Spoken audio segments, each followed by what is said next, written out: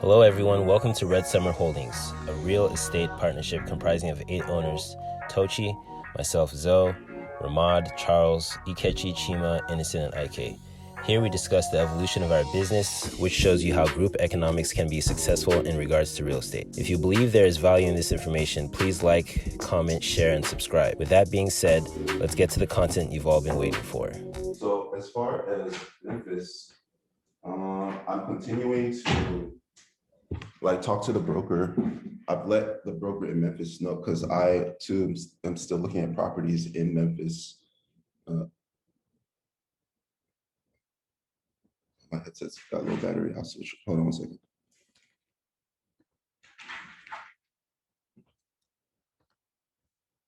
Can y'all hear me? Oh, Yeah. But I can hear you. Okay, yeah. So I'm continuing to talk to her, continue to get deals, and it's pretty steady. Things are looking fine. The broker understands the situation and the pivot as far as RSH.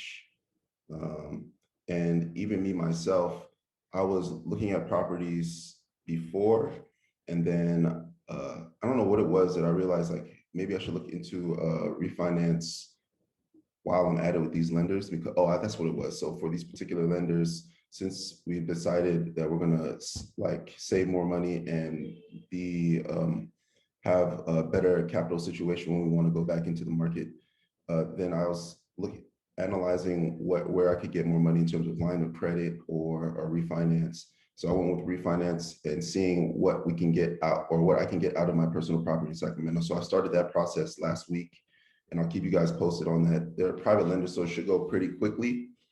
And I'll let you know how that's going. First, it's just a bunch of creditor information that they want, background information. So I filled out the same loan application 3 times probably. And they're doing a soft pull, not necessarily a hard pull. But that being said, it'll still be good because these are the same national lenders that I'm hoping that we can use later, and you can use them anywhere as long as the cash flow makes sense. And so with that leads me into lending relationships and the importance of that. So in the same way that it was important that we each, analyze a different region just to get a feel for the situation, about how it is that we want to go about figuring out what we care about, what we don't care about, and what's important and not important. I think we should all start to do that with lending relationships. There's a lot of money. There's a lot of money. Money is cheap, and there's more importantly, so money is cheap because our government keeps pumping it into, and it's like, if it's American, then basically our government's pumping into the world economy. So money is cheaper because there's more of it. And then on top of that, deals are finite. So prices are rising in terms of houses, and the ability to get lending is better now than it's pretty much ever been in our lifetime. I'm pretty sure it will be in our lifetime. So this is the perfect time to start building relationships with lending institutions, if that's with a local credit union or private money, whichever it is. Private money is better because it's faster, more flexible, less stringent on knowing more of your background information, but it is slightly more expensive. That being said, like I said before, money is as cheap as it's ever been. So it's up to us individually, but I think it's really important for each of us literally to go out and definitely develop a relationship with some private lender, some some lending institution where you can call upon them and they know you over time. They understand what you're doing, they understand what we're doing, and it makes it better and easier for us in the long run for things like line of credit, things like turnover on lending, refinance, things like this nature. Right now, I'm working on this relationship, which I started because of RSH. I was looking for and found these guys. But since we decided to pivot there, my plan of action with these guys now is to go through the refinance. When that situation goes through, you have now extra cash, extra capital to go out and purchase. And then also to work on lines of credit, business lines of credit, attached to the house, home equity lines of credit, things of that nature. Where just different ways to have not necessarily capital in hand, because it's more useless in hand than it is working, but access to capital in the event that we need some, which I'm pretty sure that especially after one, if not two, if not one base hits, like the ball will start to really, really roll, because we've done this over and over again at this point, and can see not even all of us can, I believe, like eyeball a deal at the very least, see that rents are 1%, understand what the property tax might be, insurance grade of the neighborhood, expectations for rent increase, overall expectations for future employment, population growth in the area if necessary. So we're all smart enough that once we start getting this ball rolling, it'll start rolling, and I personally feel like the best case scenario for us is to, this is America. So you start, you organize, you have some unique value proposition, and then you get big as quickly as possible, so that your costs are scaled, and for marketing reasons, because aside from all of our education, aside from our technical abilities, aside from the fact that, there's 8 of us, and we're organized and have really saved like 20 plus K up to this point in a short of less than a year. Aside from that is the story. The story of what we're doing is pretty dope, I would say. And the only thing we haven't done yet is pull the trigger. And everybody here is pretty eager and ready to do that when it's time. And I think time is coming up. And once we do that, we'll be rolling. So I say all that to say, I was a bunch of words to say that before now in the next meeting, I really highly advise like everybody go on, I can't remember where I found it. I think he actually approached me on LinkedIn. So to have the link, we have LinkedIn set up, our website, which I haven't checked in a while, is set up. Just start reaching out, maybe on Bigger Pockets too, anywhere where you think that you can build a relationship, just to start, because there's no pressure right now. Right now we're not focused on that. So there's an opportunity to build a rapport, so that when the time comes, there's no, what is it called? What is it when it's time to pull the trigger and you get fright, like cold feet, something like that? Analysis paralysis. Bingo, bingo, bongo. All right, so we're rolling through. Does anybody have anything to say or any questions? I'm talking a lot. Yeah, I just wanted to. Oh, go ahead. Go ahead. Yeah, I just wanted to elaborate for whoever is watching this.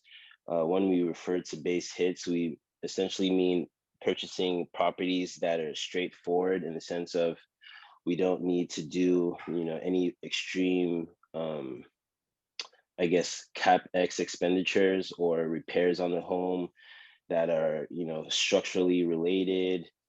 Anything that involves some sort of increased financing on our parts that would be non-beneficial to us purchasing the home. Just straightforward houses or properties. That's what we mean when we mean base hits. And then I also wanted to pigtail off of what Innocent was saying in regards to how much we've raised. I guess when we first started this, we didn't record our earlier or previous meetings. And so I just wanted to elaborate for the people watching that each of us contribute a certain amount every month. And that's like the basis or the crux of a holding company. We're just contributing money in order to purchase houses. So each of us do that monthly in order to get to the 22,000 or however much we have right now to purchase our first property. How much? Go ahead, Ike. You guys remember? I don't remember off the top. I can check though. I just put it in yesterday.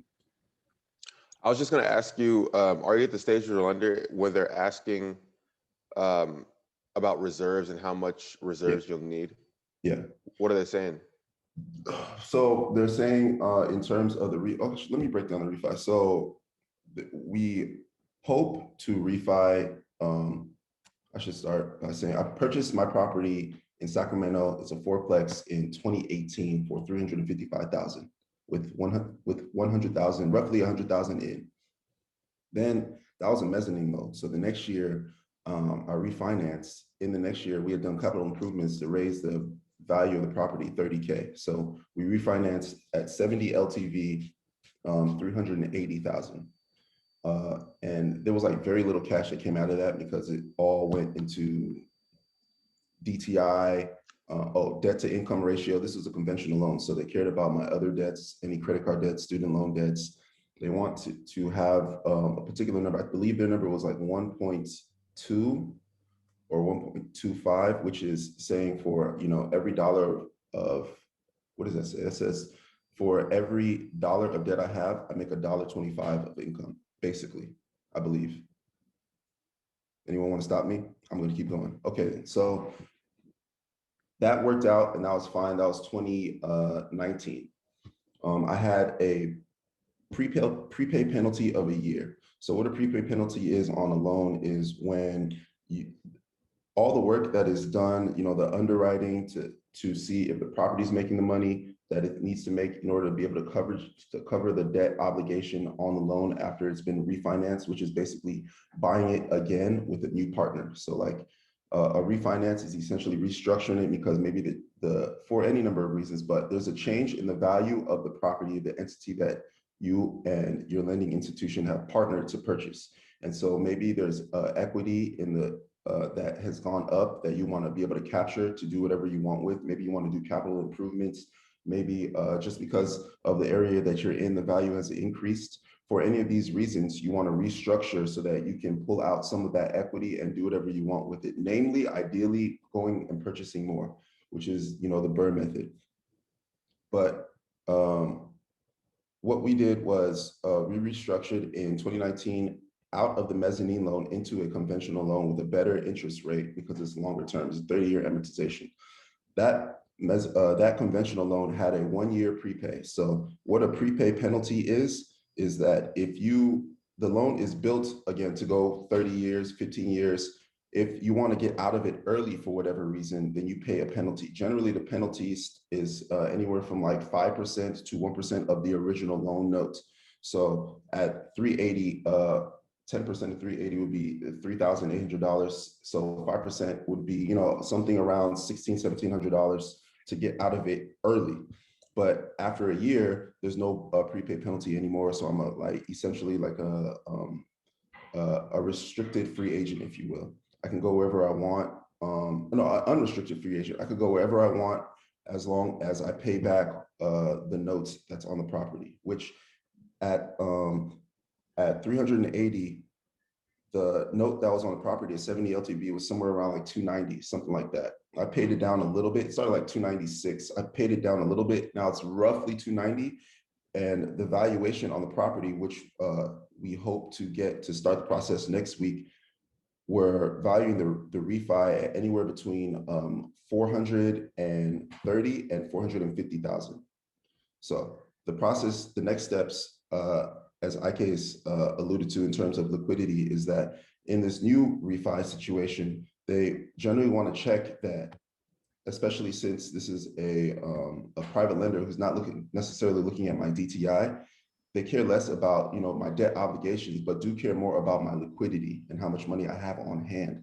So for this particular refi situation, even though I'm looking to get money out, we're going into another long-term partnership, and they want to know that there's some sort of contingency, or basically like I have my own insurance for if something goes wrong for whatever reason. Maybe the whatever reason that the income is not coming in on the property, is not producing, that I have liquidity. So this particular bank or these particular private lenders want like 14K. It's like 13 something, but what it comes out to is 14K. Always round up with any bill or expense when it comes to any refi or lending situation. If they tell you you're going to get 30, like they're telling me I'm looking at $38,000, immediately I take out 8 just because of fees, valuation. Anything could happen where it will come back lower than the number you expect, because there's all these other hands inside of the deal trying to take their piece. There's underwriters, there's titles, there's insurance, there's all types of people, which is no problem with them because they're all there for a reason. They're all there because before they weren't there and something blew up and there was a problem, and then the law said we need to have this thing, or they had incredible lobbyists, which I can't hate on that either. This is America. But off that tangent and back to what I'm saying. So short answer long or long answer short, IK, they want basically $14,000 liquidity for the deal to go down. So I need to have $14,000 saved up in cash just in case for the term of the new lending in theory for the term of new lending, but at the very least, at the face of it, I can produce this and say I have this so that I'm able to qualify for the loan. So I need cash, the valuation needs to come in. The valuation is based on the cash flow, and your ability to produce cash flow is based on, you know, how well maintained your property is and its location. So it's How different much, location. how much is the new mortgage payment going to be? New mortgage payment. Okay. So that's another, thank you for asking. That's another reason why, you know, building a relationship and having, if you can, like having somebody who can move something for you is good. So based on my profile, I was really supposed to only be able to be lent up 70%. But the difference, since the valuation is $450,000 on the property, the difference between 70% and 75% is $22,000 of cash out, which is the whole point of this. So I could have been, if I didn't, and the lender knows me and knows us because RSH is aggressive, or is going to be aggressive, is already aggressive about reinvesting and building more wealth. So my lender already understands that that 22K is not going to nowhere. It will go into reinvesting, not unlikely with them again. So the guys that I was able to speak to was basically like he's probably like a vice president in the group. He was able to get the underwriters to move my LTV from 70 to 75, which allows that $22,000 margin. So of that $22,000, I don't know how much, but I'll be able to capture some of that and go, you know, move on to the next step. What was your question again? Sorry. How much is the monthly payment, mortgage payment? Monthly payment. So that changes the monthly payment from, it would have been like 17 something without, because these people or they'll take 6 months of insurance and then a year of property tax and put it inside of the payment. So it went from at 70%, about $2,050 a month to about $2,400 a month at 75 LTV. Which so they basically want about 6 months of payments held back. Okay. Because I'm trying to gauge basically where the market is on the lending side, like how much we can expect lenders to want to hold back, and it sounds like 6 months is about the norm. Yeah, 6 months. Which settled. Remember for the property, Sacramento property, like they wanted a year, right? They wanted a year or 6 months, something like that. I think it was 6 months. I think it was 6 months. 6 months seems to be the standard, but so that's like kind of, I think it's also to do with the fact that they don't know us or they don't know me. And so they want to, you know, they want some sort of extra reassurance, because the difference between they're not impounding, which is, you know, holding my money for 6 months. They just want to see that I have 6 months worth of payments to pay. The slight difference. That's another thing though, is that like the lenders since money is so cheap and deals are few and far between, there's more money than deals. Lenders are more willing to give, but they need more checks and balances on their end. So like there's some deals, like we were going to refi another property, and they wanted like 6 months of payments upfront. So basically out of the cash out, they would take out 6 months of payments and give you the rest. But that was earlier, and that might have been a year ago, actually, like close to a year ago, where, you know, it was very fresh pandemic times and no one knew anything. We could have all been zombies at that point. So, but I'll keep you guys posted on that situation. I say all that to say that it's good to start right now, you know, building lending relationships, even if it's with one person. They understand the game. They understand that we're all players in it. The truth of the matter is there's the vehicle, which is the money, and, you know, the deals, which is the property. And so the more that us, the individuals, can get them together, a good deal with good funding, the more deals get made, the better your credibility and your name grows. But it's not a personal thing. They're looking for people who can execute. Sellers are looking for cash, and we're looking to grow business. That's just what it is. I really wish I can't remember which of you I was talking to, but I was like, I really wish that like this was actually a course in like maybe high school. I might have been too immature for high school, even though there's some pretty no, high school. Yeah, high school's fine because like chemistry and biology are abstract enough. Bullshit. Yeah, like for me to understand mitosis and meiosis, like I can understand interest rates. I can understand like the game that is real estate. I can understand value. I can understand renovation costs, keeping your costs down. Like I can understand all that stuff. I really wish that was, but I mean, it is what it is. And also, like a lot of the information, even though like we've been doing it for a while, a lot of it is like self-taught and self-experienced anyway. Like you just kind of got to run into situations and then find your footing, basically, you know. But I still lament that this isn't like taught earlier, because like this isn't necessarily hard. It's just if you understand it and you have the resolve, the patience, then you'll be fine over time. And it's not even slow. Like it's building wealth quick, like as quickly as possible. This is the fastest way to build wealth. I don't know. I don't adhere to like it being a slow investment game at all, to be honest. Well, the property I'm talking about, I purchased in 2018. It went from 350 to potentially 450 in 2 years. Yeah. Cash. I think, it's no one knows what's going to happen tomorrow, right? What if like freaking North Korea orders a strike? So there's long term, it's a safe investment.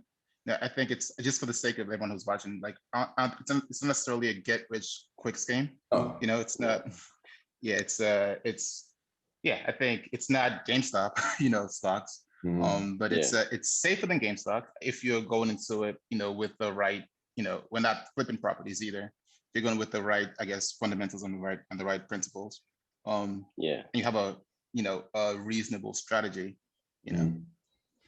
What I will say though, as you were talking, what I will say that the barrier to entry is cash intensive. So it's not necessarily that you need, any particular education or any particular technical skill, but more often than not, you will need to have, created enough value and been able to capture that to start on yourself, or to convince somebody with value to let you start with their stuff. So there is, the gotcha get you there, but again, I always say it's like, you just have to start, just believe, even if you don't like this, there's any number of ways to get into this. So yeah, it comes down to like trust, right? I guess trust between you and the lender. Yeah. If they have no trust in you, they're like, all right, we need you to have X amount of capital ready, for this investment to go down, or we really, really, really, really trust you. I know you're good for it, by virtue of, excellent credit scores or excellent just income coming in from other ventures.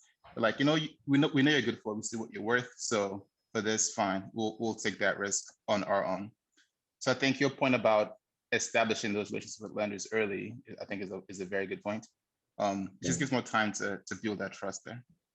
It's not like, as you're talking about trust, you're saying with the lenders, not even, it starts before then. Like this circle is trust. Like we've all put in money with the reasonable expectation that we will pull. Yeah, you see what I'm saying? Like, and it's to the point where it's like, it's not even like, damn, I gotta watch this thing, or how much. It's more like, okay, oh shit, what time is it? Okay, this month I gotta put in for this thing because we're building something. It's beyond like worrying about anybody in the group. That's already taken care of. That trust is already built, and you're already moving on to like other things. You see what I'm saying? So it's like even beyond, it's trust, like it's all trust. Belief in self, then belief in the group, then belief in taking other people's money, then belief in being able to manage it, it's all trust, all of it. Because again, like you said, none of us know. And a year ago, we could have all been like, if you told me 1 year ago, what is this, March 14th, this thing shut down, our country shut down three days ago last year. Like basically, like that's when like the NBA games stopped. That's when I considered the country shut down, when they stopped the NBA games. Everything else is just jokes until they stop NBA. No, that's when I knew it was serious. No March Madness, bro. That's when I was like, oh, this shit's crazy. Is there March Madness this year? Is there college basketball here? Yeah. No Duke, no Kentucky, no Kansas, I think, but they're trying. No Duke, no Kentucky, no Kansas. They're not trying. It's impossible. Anyway, if anybody has anything else to add, that's pretty much The update as far as our, I want to reiterate before we move on to the next subject about like going out and actively just saying, hey, my name is, Chima. I am a partner in a real estate investment group. We're about almost a year strong. We have a couple of properties, some of the other partners already. We've raised this boat. We're trying to build relationships. So please let me know what you guys provide in terms of lending. What are your packages? What are your interest rates? What's your risk profile, level of comfort? Do you guys lend nationally? Are you interested in any particular, sector of real estate? We're interested in multifamily. We like to level up as quickly as possible, but we're getting in the door with duplexes, potentially triplex, fourplexes, just to get our management of the management muscles going. And then we're going up from there. This is what we want. We want this type of cash on cash, this type of CapEx expectation, this type of vacancy. Our turnover expectations are this, basically like that. And just to literally get the ball rolling, because what it is at the end of the day is your level of rapport, your ability to just have a phone conversation, get explained. Like there's a bunch of things I didn't understand about the lending practices of this particular private lender, which now I think about it too, I should also still go out and get more relationships or speak to more different people. But like, since I understand what their level of comfort is, what they're looking for, sort of how much risk they're willing to take on with each individual, then I can, with ease and comfort, just talk to them just like I'm talking to you guys. Like the deal is the deal. Money is money. And the value of the money is determined by the market, just like the value of the deal. If you can find some place where you can do better than you think the market can in the deal, then go ahead and take on the deal. It's really that's it. And as long as we get, a few base hits, get better at it, get comfortable with it, then, Thank you for watching. Please remember to like, comment, share, and subscribe. Peace.